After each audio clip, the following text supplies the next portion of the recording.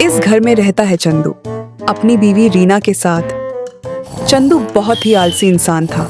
उसके आलस की वजह से उसकी बीवी रीना उससे बहुत परेशान थी।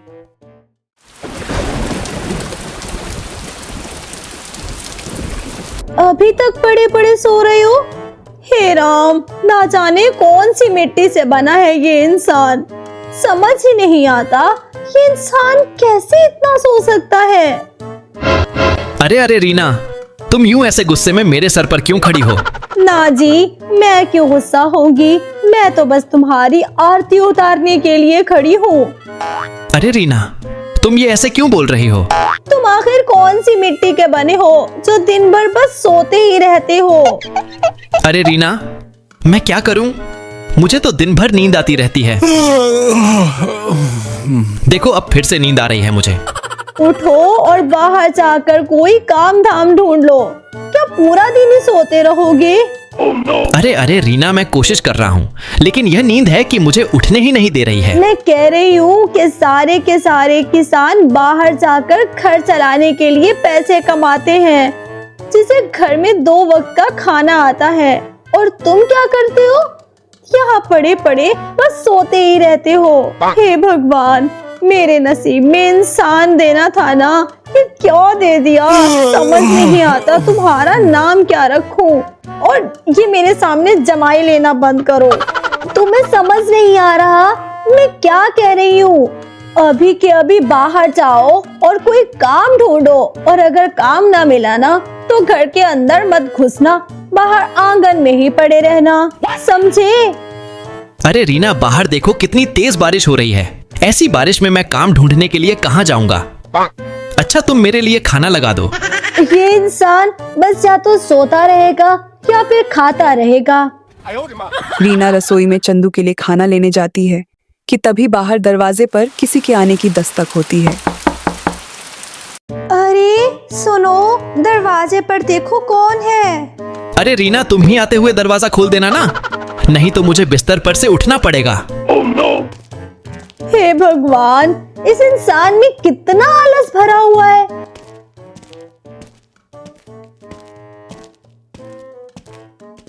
ये लो, अब ठूस लो इसे, पता नहीं कैसा आदमी है। रीना गुस्से में ऐसा बोलकर बाहर दरवाजा खोलने जाती है। इतनी बारिश में कौन आ गया? लोगों को तो इतनी बारिश में भी चैन नहीं है। अरे आ रही हूँ, सब्र नहीं है क्या? रीना जैसे ही दरवाजा खोलती है तो सामने अपने पिता को देखकर हैरान हो जाती है। अरे रे पिताजी, आप इतने दिनों के बाद हमारे घर? अरे बेटी, अब अंदर भी बुलाएगी या इतनी बारिश में बाहर ही खड़ा रहूं? नहीं नहीं पिताजी, आइए ना, अंदर आइए। रीना अपने पिता को अंदर ले जाती है। अरे अरे ससुर जी, आज आपका यहाँ पर कैसे आना हुआ? मेरे पिताजी हैं, जब उनका मन होगा तब वो यहाँ आएंगे। अरे नहीं नहीं रीना, मैं तो बस यूं ही पूछ रहा हूँ कि आज इतने सालों बाद ससुर जी यहाँ आए हैं। हाँ, मैं बस अपनी बेटी से मिलने आया था। अच्छा, तो अब आप मिलिए, शाम तक तो आप अपने घर चले ही जाएंगे। नहीं पिताजी, आप शाम को नहीं जाएंगे, आप कुछ दिन यहीं रहेंगे। हाँ हाँ बेटी, अब इतने सालों बाद आया हूँ तो सोच रहा हूँ कि अब 1-2 महीने बाद ही यहाँ से जाऊँ। क्या सच में पिताजी? क्यों जी, पिताजी हमारे साथ रह सकते हैं ना? हाँ हाँ, क्यों नहीं रह सकते हैं, ससुर जी भी हमारे साथ। अरे बेटी, ये चंदू तो बिल्कुल मरे हुए खुजली वाले कुत्ते की तरह हो रहा है। तू कुछ खाने को नहीं देती क्या इसे? अरे ये बाहर ही अच्छे थे, इनको घर के अंदर क्यों ले आई? क्या बोला तुमने? अरे नहीं नहीं, मैं तो कह रहा हूँ कि ससुर जी को खड़ा क्यों किया हुआ है, आराम से बैठा। अरे ओरे चंदू, तू कुछ खाता पीता नहीं है क्या? अरे पिताजी, ये तो दिन भर या तो खाता रहता है या फिर सोता रहता है। इन्होंने तो मेरा जीना ही हराम कर रखा है। आइए आइए आइए, आप भी खाना खा लीजिए। नहीं नहीं, मैं ये सब बेकार की तली हुई चीजें नहीं खाता हूँ। मैं बस हरी साग सब्जियां ही खाता हूँ। ये देख, मेरी बॉडी इतना बूढ़ा होने के बाद भी मैं अब भी 10 लोगों के साथ आराम से लड़ सकता हूँ। देखो पिताजी को, कुछ सीखो उनसे। पिताजी, अब आप आ ही गए हो तो आप ही इन्हें संभालिए। अरे बेटी तू परेशान मत हो, अब मैं आ गया हूं ना, तो इस हड्डी को मैं संभाल लूंगा। देखना, मैं इस हड्डी को 1-2 महीने में ही अपनी तरह हट्टा कट्टा ना बना दूंगा। देखना बेटी और चंदू, तुम्हें जितना आराम करना है आज कर लो, क्योंकि कल से तुझे तंदुरुस्त करने की ट्रेनिंग चालू है।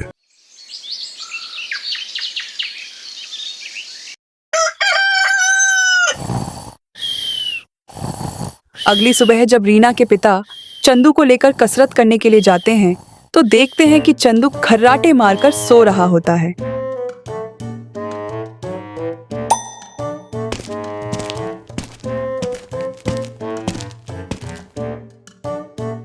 अरे रे बचाओ बचाओ, मुझे बाढ़ आ गई। बाढ़ आ गई। रे अरे बचाओ। अरे बाढ़ नहीं आई भाई, मैं आया हूं। उठ। क्या है ससुर जी, इतने आराम से सो रहा था, मैं इतना अच्छा सपना देख रहा था। तो हड्डी चल उठ, तुझसे कल कहा था ना कि आज से तेरी कसरत चालू होगी। चल उठ। ससुर जी, आप ये मुझे हड्डी हड्डी मत कहा कीजिए। अब हड्डी को हड्डी नहीं कहूंगा तो क्या कहूंगा भाई। चल अब जल्दी उठकर तैयार हो जा, मैदान में जाकर कसरत करनी है। हाँ, चलिए मैं आता हूँ। पता नहीं क्यों आए हैं, ये आराम से सोने भी नहीं देते हैं। थोड़ी देर में रीना के पिता चंदू के साथ मैदान में कसरत करने लगते हैं। ओए हड्डी, ऐसे खड़े होकर देखने से तेरी कसरत नहीं हो जाएगी। चल चल भागना शुरू कर।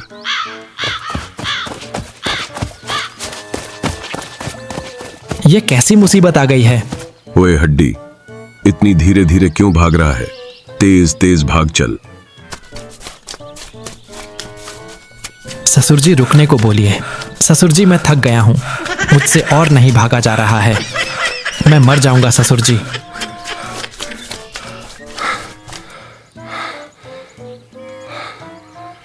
लगता है सीधी उंगली से घी नहीं निकलेगा, अब उंगली टेढ़ी करनी ही पड़ेगी।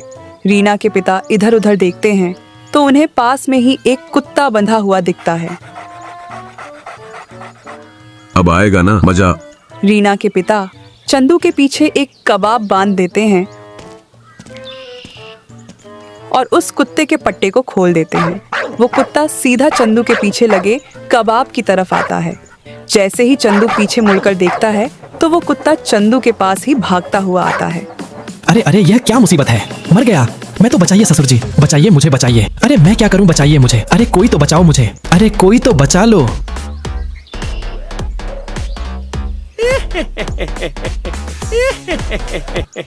अब आया ना चंदू पहाड़ के नीचे। ये ससुर जी तो मेरी जान लेकर ही मानेंगे, अब क्या करूं मैं। अभी तो दामाद जी दिन की शुरुआत है, अभी तो पूरा दिन बाकी है। अरे रे कोई तो बचाओ, मुझे मर गया रे। अरे अरे छोड़ो मुझे, अरे कुत्ते मेरे भाई छोड़ दे मुझे। अरे ससुर जी की तो बचाओ मुझे। अरे भाग्यवान कहाँ गई तुम, कैसा बाप है तुम्हारा। अरे अरे बचाओ मुझे। बेचारा चंदू लड़खड़ाते हुए घर में आता है। अरे भाग्यवान, आज तो मैं मरते मरते बचा हूँ। ये हाल कैसे हो गया?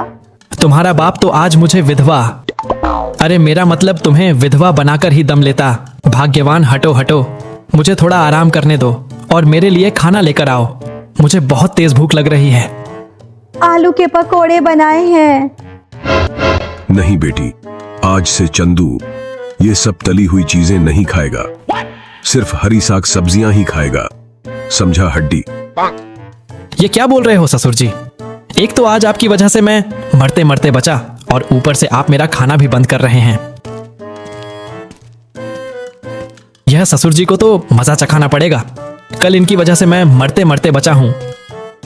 अरे सुनो बेटी, जरा मेरी दही वाली लस्सी तो देना, कसरत करने का समय हो रहा है। अब आएगा मजा। चंदू चुपके से जाकर रीना के पिता की लस्सी के गिलास में जमाल गोटा मिला देता है। चंदू मुस्कुराते हुए कहता है, अब पूरा होगा मेरा बदला। वो लस्सी का गिलास लेकर रीना के पिता के पास जाता है। ये लीजिए ससुर जी, आपकी लस्सी। अरे क्या बात है हड्डी, आज तो तू बहुत जल्दी उठ गया। एक दिन में तुझ में बदलाव देखकर बहुत अच्छा लगा। हाँ, अब जो बदलाव आप में होंगे उसे देखकर मुझे भी बहुत मजा आएगा। क्या बोला तू? वो कुछ नहीं ससुर जी, वो मैं बोल रहा हूँ कि हमें कसरत करने जाने में देरी हो रही है। हाँ हाँ चल, मैदान में चलने का समय हो गया है। थोड़ी देर में रीना के पिता और चंदू मैदान में कसरत करने चले जाते हैं। अब आएगा मजा। अरे ये क्या, मैं तो घर से हल्का होकर आया था, फिर ये पेट में इतनी तेज दर्द क्यों हो रहा है? अब आया ना मजा। अरे ओए हड्डी, तू कसरत कर, मैं अभी आया।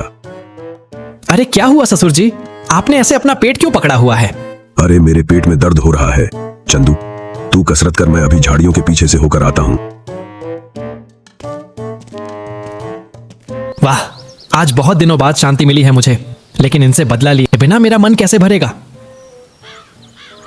चंदू देखता है कि जहाँ झाड़ियों के पीछे रीना के पिता बैठे होते हैं, वहीं ऊपर पेड़ पर मधुमक्खियों का छत्ता लटका होता है।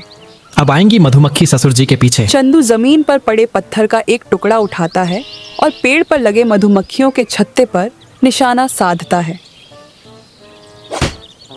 पत्थर से छत्ते पर मारते ही सारी मधुमक्खियां पेड़ के नीचे बैठे रीना के पिता के पीछे लग जाती हैं।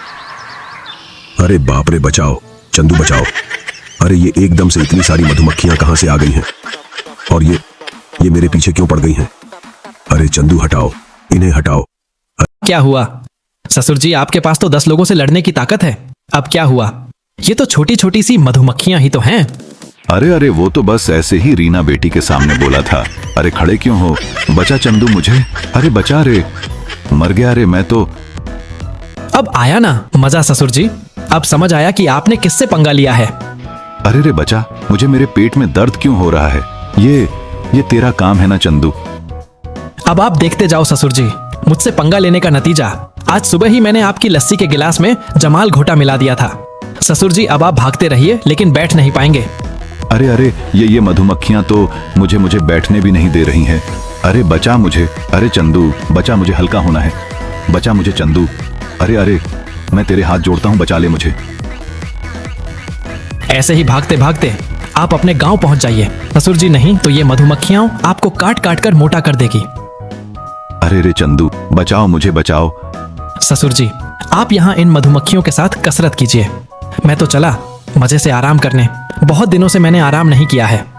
अरे अरे हट हट भाग यहाँ से, बचाओ। अरे चंदू बचाओ, हट भाग हट भाग हट भाग हट भाग।